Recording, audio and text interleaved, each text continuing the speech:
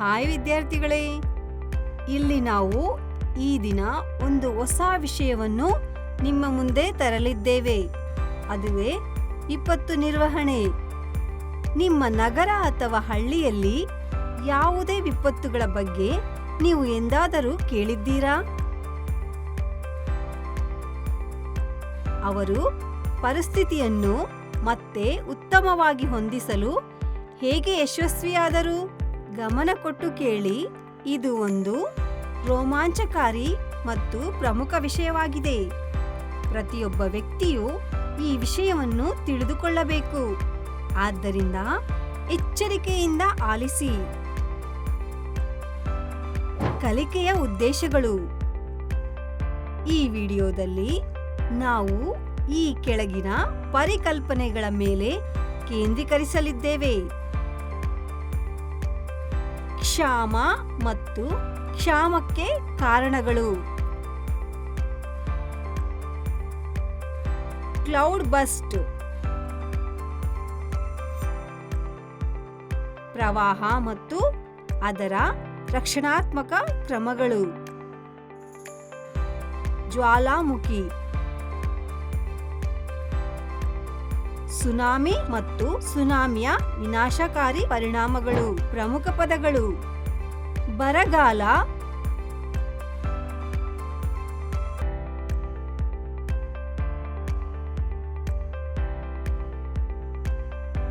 Cloud burst, ಜ್ವಾಲಾಮುಖಿ,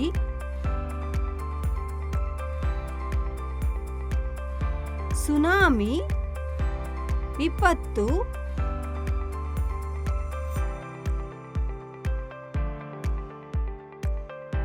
ಮಿಂಚು. ಪರಿಕಲ್ಪನೆ ನಕ್ಷೆ.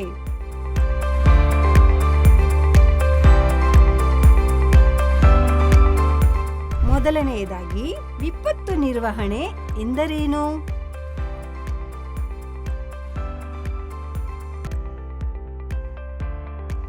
ದಕ್ಷ ನಿರ್ವಹಣೆ ಮತ್ತು ವಿಪತ್ತುಗಳಿಗೆ ಪ್ರತಿಕ್ರಿಯೆಯ ಅಭ್ಯಾಸವನ್ನು ವಿಪತ್ತು ನಿರ್ವಹಣೆ ಎಂದು ಕರೆಯಲಾಗುತ್ತದೆ. ವ್ಯೂಹಾತ್ಮಕವಾಗಿ, ಇದು ವಿಪತ್ತುಗಳಿಂದ ಉಂಟಾಗುವ ಹಾನಿಯನ್ನು ಸರಿಪಡಿಸಲು ಆದ್ಯತೆ ನೀಡುವುದನ್ನು ಒಳಗೊಂಡಿರುತ್ತದೆ. ಇದು ವಿಪತ್ತು ತಡೆಗಟ್ಟುವಿಕೆ, ಸಿದ್ಧತೆ, ಪ್ರತಿಕ್ರಿಯೆ ಮತ್ತು ಚೇತರಿಕೆ ಕರ್ತವ್ಯಗಳನ್ನು ನಿರ್ವಹಿಸುವ ವ್ಯವಸ್ಥಿತ ವಿಧಾನವನ್ನು ಸಹ ಒಳಗೊಂಡಿದೆ. ವಿಷಯಕ್ಕೆ ಹೋಗುವ ಮೊದಲು ಈ ಪ್ರಶ್ನೆಗಳನ್ನು ಪರಿಶೀಲಿಸಿ. ಸಿಡಿಲಿನಿಂದ ಉಂಟಾಗುವ ಪ್ರಾಣಹಾನಿಯನ್ನು ತಡೆಗಟ್ಟಲು ಸಾಧ್ಯವೇ? ಮಳೆಗಾಲದಲ್ಲಿ ಜಮೀನಿನಲ್ಲಿನ ಕಟ್ಟೆಗಳು ಕೊಚ್ಚಿ ಹೋಗುವುದನ್ನು ತಡೆಯಲು ಏನು ಮಾಡಬೇಕು? ನಾವು ನೀರಿನ ಕೊರತೆಯನ್ನು ಏಕೆ ಅನುಭವಿಸಬೇಕಾಗುತ್ತದೆ? ಇಡೀ ವರ್ಷ ಯಾವುದೇ ಆಹಾರವನ್ನು ಬೆಳೆಯದಿದ್ದರೆ ಏನಾಗಬಹುದು?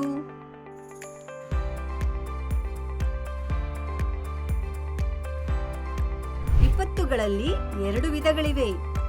ಅವುಗಳೆಂದರೆ ಮಾನವ ನಿರ್ಮಿತ ಮತ್ತು ನೈಸರ್ಗಿಕ. ಕೆಲವು ವಿಪತ್ತುಗಳನ್ನು ತಡೆಗಟ್ಟಬಹುದು ಮತ್ತು ಕೆಲವು ರೀತಿಯ ವಿಪತ್ತುಗಳಿಗೆ ನಾವು ಮುಂಚಿತವಾಗಿ ಮುನ್ನೆಚ್ಚರಿಕೆಗಳನ್ನು ತೆಗೆದುಕೊಳ್ಳಬೇಕು. ನಾವು ವಿವರವಾಗಿ ಕಲಿಯೋಣ.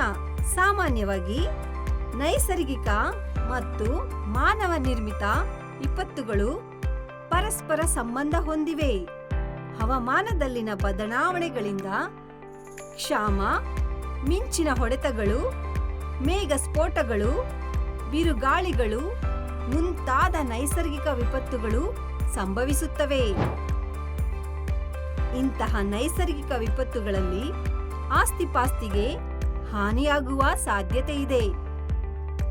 ಈ ನಷ್ಟಗಳನ್ನು ಎದುರಿಸಲು ನಾವು ಏನು ಮಾಡಬಹುದು? ಹೀಗಾಗಿ ವಿಪತ್ತು ನಿರ್ವಹಣಾ ಗುಂಪು ಅಸ್ತಿತ್ವದಲ್ಲಿತ್ತು. ಮೊದಲಿಗೆ ಪ್ರತಿ ನೈಸರ್ಗಿಕ ವಿಪತ್ತಿನ ಬಗ್ಗೆ ಹಂತ ಹಂತವಾಗಿ ವಿವರವಾಗಿ ಹೋಗೋಣ. ಬರಗಾಲ, ಆಹಾರ ಧಾನ್ಯಗಳು ಮತ್ತು ನೀರಿನ ದೀರ್ಘಕಾಲೀನ ಮತ್ತು ತೀವ್ರ ಕೊರತೆಯಿಂದ ಉಂಟಾಗುವ ಪರಿಸ್ಥಿತಿಯನ್ನು ಕ್ಷಾಮ ಎಂದು ಕರೆಯಲಾಗುತ್ತದೆ. ಬರಗಾಲಗಳು ತುಂಬಾ ತೀವ್ರವಾಗಿರಬಹುದು. ಕ್ಷಾಮಕ್ಕೆ ಮುಖ್ಯ ಕಾರಣ ನೈಸರ್ಗಿಕ ವಿದ್ಯಮಾನವಾಗಿದ್ದರೂ ಈ ಸ್ಥಿತಿಯು ಕೆಲವು ನೈಸರ್ಗಿಕ ಘಟನೆಗಳಲ್ಲದೆ ಕೆಲವು ಮಾನವ ಚಟುವಟಿಕೆಗಳಿಂದ ಸೃಷ್ಟಿಯಾಗಿದೆ. ಆದ್ದರಿಂದ ಸರಿಯಾದ ಯೋಜನೆಯ ಮೂಲಕ ಮಾನವರು ಮಾತ್ರ ಕ್ಷಾಮದ ತೀವ್ರತೆಯನ್ನು ಕಡಿಮೆ ಮಾಡಬಹುದು. ನೀರಿನ ಯೋಜಿತ ಬಳಕೆ, ಜಲ ಸಂರಕ್ಷಣೆ, ನೀರು ಕೊಯ್ಲು ಯೋಜನೆಗಳು ಮತ್ತು ನೀರಿನ ಮರುಬಳಕೆ, ದೊಡ್ಡ ಪ್ರಮಾಣದಲ್ಲಿ ಮರ ನೆಡುವುದು ಮತ್ತು ಅರಣ್ಯ ನಾಶವನ್ನು ತಡೆಗಟ್ಟುವುದು. ಕೆಲವೊಮ್ಮೆ ಯೋಜನೆಗಳನ್ನು ನವೀಕರಿಸುವುದು ಮತ್ತು ಹವಾಮಾನ ಮುನ್ಸೂಚನೆಗಳನ್ನು ಗಣನೆಗೆ ತೆಗೆದುಕೊಳ್ಳುವುದು ಬಹಳ ಮುಖ್ಯ. ಪ್ರಪಂಚದ ವಿವಿಧ ಭಾಗಗಳಲ್ಲಿ ತೀವ್ರ ಕ್ಷಾಮದಿಂದ ಉಂಟಾದ ಜೀವ ಹಾನಿಯ ದಾಖಲೆಗಳಿವೆ. ಏಷ್ಯಾವು ವಿಶ್ವದ ಅತ್ಯಂತ ಕ್ಷಾಮ ಪೀಡಿತ ಖಂಡವಾಗಿ ಮಾರ್ಪಟ್ಟಿದೆ. ಬಹುಪಾಲು ಕ್ಷಾಮಗಳು ಬರಪೀಡಿತ ಮತ್ತು ಪ್ರಭಾವ ಪೀಡಿತ ಪ್ರದೇಶಗಳಲ್ಲಿ ಸಂಭವಿಸಿವೆ.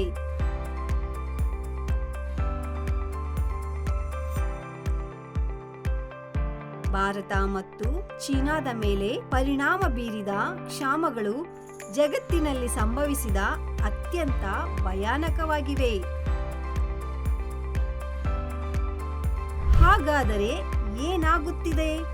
ಮೊದಲನೆಯದು, ಮಳೆ ಮತ್ತು ಜನಸಂಖ್ಯೆಯ ನಡುವಿನ ಸಮತೋಲನವು ತೊಂದರೆಗಳಾಗುವುದರಿಂದ ನೀರಿನ ಕೊರತೆ ಹೆಚ್ಚಾಗುತ್ತಿದೆ.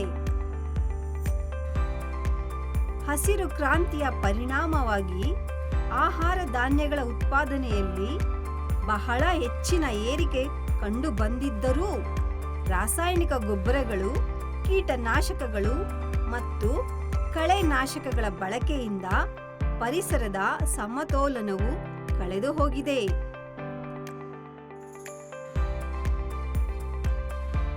ಅನಿಯಮಿತವಾಗಿ ನೀರನ್ನು ಎತ್ತುವುದು, ಭೂಮಿಯ ಸವೆತ, ನೀರಿನ ದುರುಪಯೋಗ,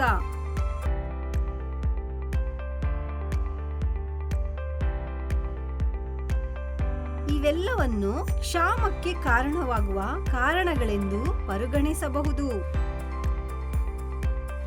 ಮೇಘಸ್ಫೋಟ. ಭಾರತ ಸರ್ಕಾರವು 1976ರಲ್ಲಿ ರಾಷ್ಟ್ರೀಯ ಪ್ರವಾಹ ಆಯೋಗವನ್ನು ಸ್ಥಾಪಿಸಿತು. ಪ್ರವಾಹವನ್ನು ನಿಯಂತ್ರಿಸಲು ಆಯೋಗವು ವಿಶೇಷ ಪ್ರಯತ್ನಗಳನ್ನು ಮಾಡಿದೆ. ಪ್ರವಾಹ ನಿಯಂತ್ರಣಕ್ಕೆ ಸಂಬಂಧಿಸಿದ ಯೋಜನೆಯನ್ನು ರಾಷ್ಟ್ರೀಯ ಮಟ್ಟದಿಂದ ಗ್ರಾಮ ಮಟ್ಟದವರೆಗೆ ಸಿದ್ಧವಾಗಿಡಲಾಗಿದೆ. ಈ ಯೋಜನೆಯಿಂದಾಗಿ ದೊಡ್ಡ ಪ್ರಮಾಣದ ಆಸ್ತಿಪಾಸ್ತಿ ಹಾನಿ ಮತ್ತು ಪ್ರಾಣಹಾನಿಯನ್ನು ತಪ್ಪಿಸಬಹುದು. ಕೆಲವೊಮ್ಮೆ ಮಳೆ ಮೋಡಗಳಿಂದ ಕೆಳಗೆ ಬರುವ ನೀರು ಮಳೆಯ ರೂಪದಲ್ಲಿ ಭೂಮಿಯನ್ನು ತಲುಪುವುದಿಲ್ಲ. ಬದಲಾಗಿ ಭೂಮಿಯ ಬಳಿ ಅತಿ ಹೆಚ್ಚಿನ ತಾಪಮಾನದಿಂದಾಗಿ ಅದು ಆವಿಯಾಗುತ್ತದೆ ಮತ್ತು ಅದೇ ಮೋಡಗಳಿಗೆ ಹಿಂತಿರುಗುತ್ತದೆ.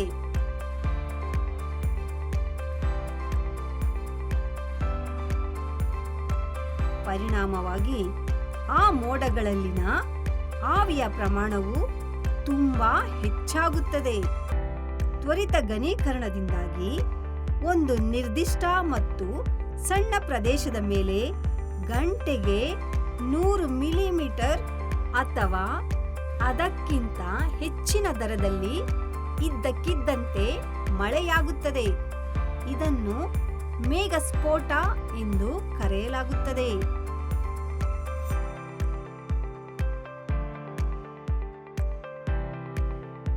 ಪ್ರವಾಹ. ಪ್ರವಾಹ ಎಂದರೇನು? ಪ್ರವಾಹದ ಪರಿಣಾಮಗಳು ಯಾವುವು?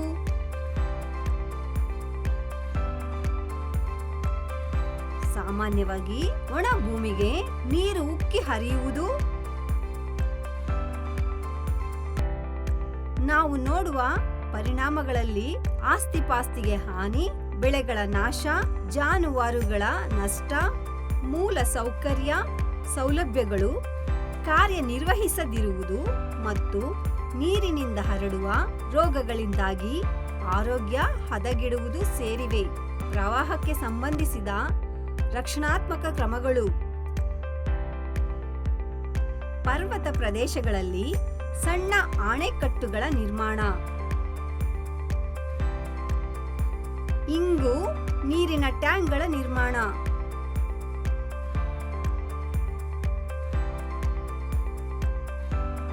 ನದಿ ಪಾತ್ರಗಳನ್ನು ಸಮತಟ್ಟಾಗಿಸುವುದು, ಹೊಸ ಅರಣ್ಯಗಳ ಕೃಷಿ,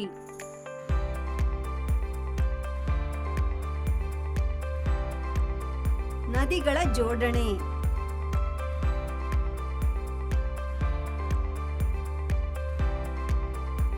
ಮಿಂಚು. ಆಕಾಶದಲ್ಲಿ ಮಿಂಚಿನ ಮಿಂಚನ್ನು ನೀವು ನೋಡಿದ್ದೀರಾ? ಮಿಂಚಿಗೆ ಕಾರಣವೇನು? ಸ್ಥಿರ ವಿದ್ಯುತ್ ಶಕ್ತಿಯ ಪಾಠದಲ್ಲಿ ನೀವು ವಿದ್ಯುತ್ ಆವೇಶ ಮತ್ತು ಮಿಂಚಿನ ಹೊಡೆತಗಳ ಉತ್ಪಾದನೆಯ ಬಗ್ಗೆ ಕಲಿತಿರುವಿರಿ.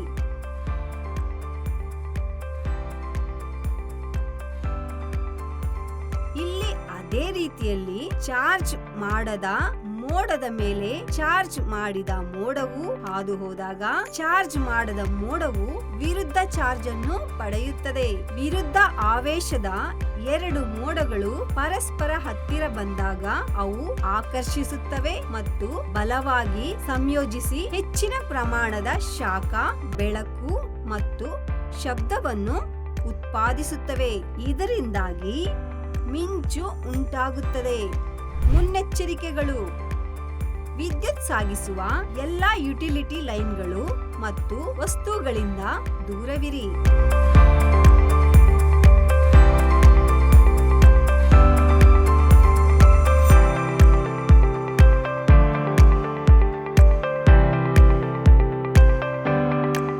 ಜ್ವಾಲಾಮುಖಿ.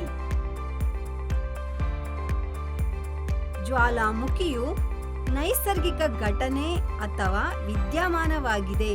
ಬಿಸಿ ವಸ್ತುಗಳ ಚಲನೆಯು ಭೂಮಿಯ ಒಳಭಾಗದಿಂದ ಭೂಮಿಯ ಮೇಲ್ಮೈ ಕಡೆಗೆ ನಿರಂತರವಾಗಿ ಸಂಭವಿಸುತ್ತದೆ. ಇದರ ಪರಿಣಾಮವಾಗಿ ಕೆಲವೊಮ್ಮೆ ಭೂಮಿಯ ಹೊರಪದರದ ಕೆಳಗಿರುವ ಘನ, ದ್ರವ ಮತ್ತು ಅನಿಲ ವಸ್ತುಗಳನ್ನು ಹೊರಪದರದ ಕಡೆಗೆ ತಳ್ಳಲಾಗುತ್ತದೆ. ಈ ವಸ್ತುಗಳು ಸ್ಫೋಟದ ಸಮಯದಲ್ಲಿ ಭೂಮಿಯ ಹೊರಪದರದಿಂದ ಹೊರಬಂದು ಹರಿಯಲು ಪ್ರಾರಂಭಿಸಿದಾಗ ಅದನ್ನು ಜ್ವಾಲಾಮುಖಿ ಎಂದು ಕರೆಯಲಾಗುತ್ತದೆ. ಜ್ವಾಲಾಮುಖಿಯ ಪರಿಣಾಮಗಳು ಯಾವುವು? ಲಾವಾ, ಆವಿ, ಬಿಸಿ ಮಣ್ಣು, ಗಂಧಕ ಮುಂತಾದ ರಾಸಾಯನಿಕ ವಸ್ತುಗಳು ಭೂಮಿಯ ಮೇಲ್ಮೈಯಲ್ಲಿ ಸಂಗ್ರಹವಾಗುತ್ತವೆ ಮತ್ತು ಆ ಮೂಲಕ ಪರ್ವತಗಳು ಮತ್ತು ಬೆಟ್ಟಗಳು ಸೃಷ್ಟಿಯಾಗುತ್ತವೆ.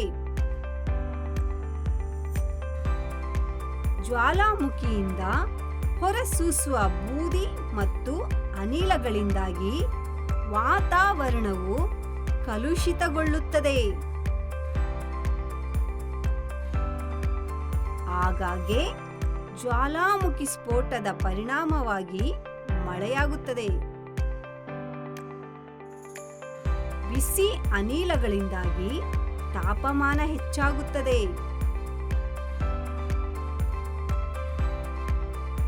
ಕಾಡುಗಳು ಮತ್ತು ವಸತಿಗಳು ಬಿಸಿ ಮಣ್ಣಿನ ಅಡಿಯಲ್ಲಿ ಹೂತು ಹೋಗುತ್ತವೆ.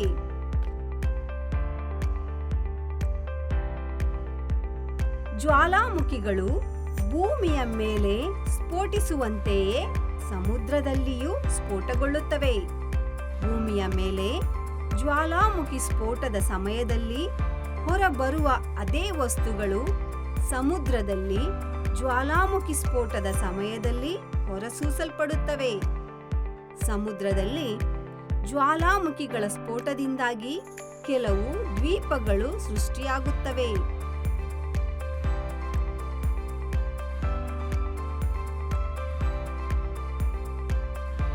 ಜ್ವಾಲಾಮುಖಿಯ ಸ್ಫೋಟವನ್ನು ತಡೆಗಟ್ಟಲು, ಅದು ಸ್ಫೋಟಗೊಂಡ ನಂತರ ಅದನ್ನು ನಿಲ್ಲಿಸಲು ಅಥವಾ ಅದನ್ನು ನಿಯಂತ್ರಿಸಲು ಸಾಧ್ಯವಿಲ್ಲ. ಆದಾಗ್ಯೂ ವಿಜ್ಞಾನ ಮತ್ತು ತಂತ್ರಜ್ಞಾನವನ್ನು ಬಳಸಿಕೊಂಡು ಸ್ಫೋಟವನ್ನು ಊಹಿಸಲು ಮತ್ತು ವಿಪತ್ತು ನಿರ್ವಹಣೆಗೆ ತಕ್ಷಣದ ಕ್ರಮಗಳನ್ನು ತೆಗೆದುಕೊಳ್ಳಲು ಸಾಧ್ಯವಿದೆ.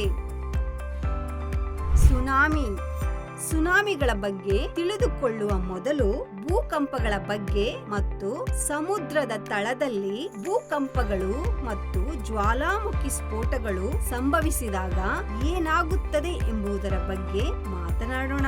ಭೂಮಿಯಂತೆಯೇ ಭೂಕಂಪಗಳು ಮತ್ತು ಜ್ವಾಲಾಮುಖಿ ಸ್ಫೋಟಗಳು ಸಮುದ್ರದ ತಳದಲ್ಲಿಯೂ ಸಂಭವಿಸುತ್ತವೆ. ಸಮುದ್ರದ ತಳದಲ್ಲಿ ಭೂಕಂಪ ಸಂಭವಿಸಿದರೆ ಬಿಡುಗಡೆಯಾದ ಶಕ್ತಿಯು ನೀರನ್ನು ಮೇಲಕ್ಕೆ ತಳ್ಳುತ್ತದೆ. ಇದರ ಪರಿಣಾಮವಾಗಿ ಒಂದು ವಿಶಿಷ್ಟ ರೀತಿಯ ತರಂಗವು ರೂಪುಗೊಳ್ಳುತ್ತದೆ. ಈ ಅಲೆಗಳು ಮೂಲದ ಬಳಿ ತುಂಬಾ ಎತ್ತರದಲ್ಲಿಲ್ಲ, ಆದರೆ ಅವು ಬಹಳ ವೇಗವಾಗಿ ದೂರದವರೆಗೆ ಹರಡಲು ಪ್ರಾರಂಭಿಸುತ್ತವೆ. ಈ ಅಲೆಗಳ ವೇಗವು ಗಂಟೆಗೆ 800ರಿಂದ 900 ಕಿಲೋಮೀಟರ್ಗೆ ಆಗಿದೆ. ಅವು ಕರಾವಳಿ ಪ್ರದೇಶವನ್ನು ತಲುಪಿದಾಗ ಅವುಗಳ ವೇಗವು ಕಡಿಮೆಯಾಗುತ್ತದೆ, ಆದರೆ ಅವುಗಳ ಎತ್ತರವು ಸುಮಾರು 30 ಮೀಟರ್ಗಳವರೆಗೆ ಅಗಾಧವಾಗಿ ಹೆಚ್ಚಾಗಿದೆ ಎಂದು ಕಂಡುಬಂದಿದೆ. ಸಾಗರ ತಳದಲ್ಲಿ ಸಂಭವಿಸುವ ಭೂಕಂಪ ಅಥವಾ ಜ್ವಾಲಾಮುಖಿಯಿಂದ ಉಂಟಾಗುವ ಅಂತಹ ಅಲೆಯನ್ನು ಸುನಾಮಿ ಎಂದು ಕರೆಯಲಾಗುತ್ತದೆ. ಸುನಾಮಿ ಎಂಬುದು ಜಪಾನಿನ ಪದವಾಗಿದ್ದು ಇದರರ್ಥ ಬಂದರು ಅಲೆ. ಸುನಾಮಿಯ ವಿನಾಶಕಾರಿ ಪರಿಣಾಮಗಳು: ಕಟ್ಟಡಗಳು ಮತ್ತು ಇತರ ನಿರ್ಮಾಣಗಳು ನಾಶವಾಗುತ್ತವೆ. ದೊಡ್ಡ ಪ್ರಮಾಣದ ಜೀವಹಾನಿ ಮತ್ತು ಆರ್ಥಿಕ ನಷ್ಟವಿದೆ. ಮರಗಳು ಬುಡಮೇಲಾಗುತ್ತವೆ. ಭೂಕುಸಿತಗಳು ದೊಡ್ಡ ಪ್ರಮಾಣದಲ್ಲಿ ಸಂಭವಿಸುತ್ತವೆ. ಕರಾವಳಿಯ ಸಮೀಪವಿರುವ ಮೂಲ ಭೂಮಿಯಲ್ಲಿ ಬದಲಾವಣೆಗಳು ಸಂಭವಿಸುತ್ತವೆ ಮತ್ತು ಜೌಗು ಪ್ರದೇಶಗಳಿಗೆ ಕಾರಣವಾಗುತ್ತವೆ. ಬಂದರುಗಳು ಮತ್ತು ಸಮುದ್ರಕ್ಕೆ ಸಂಬಂಧಿಸಿದ ವ್ಯಾಪಾರ ಇಲ್ಲವೇ ಉದ್ಯಮದ ಮೇಲೆ ಪ್ರತಿಕೂಲ ಪರಿಣಾಮ ಬೀರುತ್ತದೆ ಮತ್ತು ಸಾಮಾನ್ಯ ದೈನಂದಿನ ಜೀವನಕ್ಕೆ ಅಡ್ಡಿಯಾಗುತ್ತದೆ. ಚಂಡಮಾರುತವು ಬಲವಾದ ಗಾಳಿ, ಭಾರೀ ಮಳೆ ಅಥವಾ ಎರಡನ್ನೂ ಒಳಗೊಂಡಿರುವ ಪರಿಸರದಲ್ಲಿನ ಒತ್ತಡದ ವ್ಯತ್ಯಾಸಗಳಿಂದಾಗಿ ರೂಪುಗೊಂಡ ತೊಂದರೆಗೊಳಗಾದ ಸ್ಥಿತಿಯಾಗಿದೆ. ಚಂಡಮಾರುತದ ಪರಿಣಾಮಗಳು: ಜೀವ ಮತ್ತು ಆಸ್ತಿಪಾಸ್ತಿ ನಷ್ಟ, ವಿದ್ಯುತ್ ಸರಬರಾಜಿನಲ್ಲಿ ವ್ಯತ್ಯಯ, ಸಾರಿಗೆ ಮತ್ತು ಸಂವಹನದಲ್ಲಿ ವ್ಯತ್ಯಯ.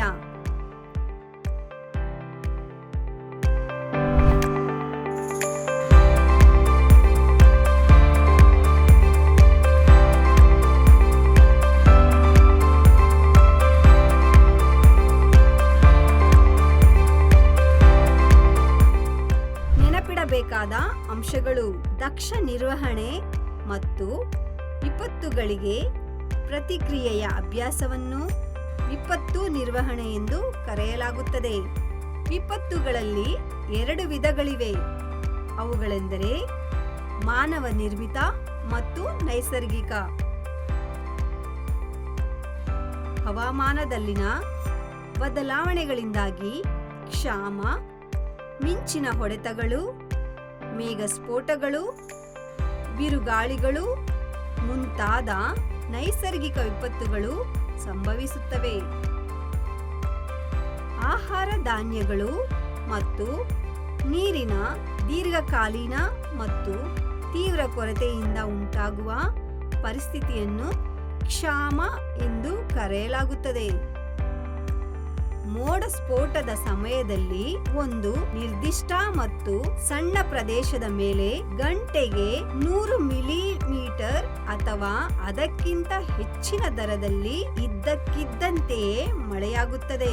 ಭೂಮಿಯ ಒಳಭಾಗದಿಂದ ಭೂಮಿಯ ಮೇಲ್ಮೈ ಕಡೆಗೆ ನಿರಂತರವಾಗಿ ಸಂಭವಿಸುವ ಬಿಸಿ ವಸ್ತುಗಳ ಚಲನೆಯನ್ನು ಜ್ವಾಲಾಮುಖಿ ಎಂದು ಕರೆಯಲಾಗುತ್ತದೆ.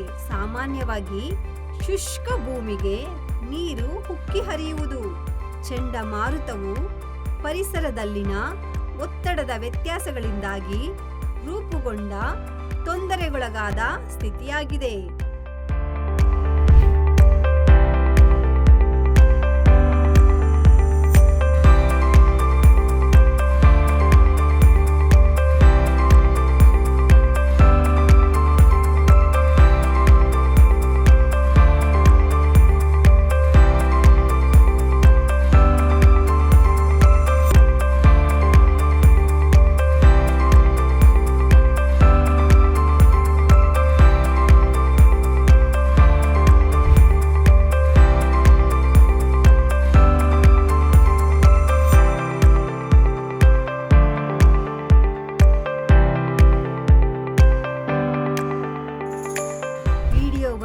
ವೀಕ್ಷಿಸಿದ್ದಕ್ಕಾಗಿ ಧನ್ಯವಾದಗಳು. ಹೆಚ್ಚಿನ ಜ್ಞಾನಕ್ಕಾಗಿ ಹೆಚ್ಚಿನ ವಿಡಿಯೋಗಳನ್ನು ಪಡೆಯಲು ಲೈಕ್ ಮಾಡಿ, ಹಂಚಿಕೊಳ್ಳಿ ಮತ್ತು ಚಂದಾದಾರರಾಗಿ. ಬಾಯ್ ಮಕ್ಕಳೇ, ಮುಂದಿನ ವಿಡಿಯೋದಲ್ಲಿ ನಿಮ್ಮನ್ನು ನಾನು ಭೇಟಿ ಮಾಡುತ್ತೇನೆ.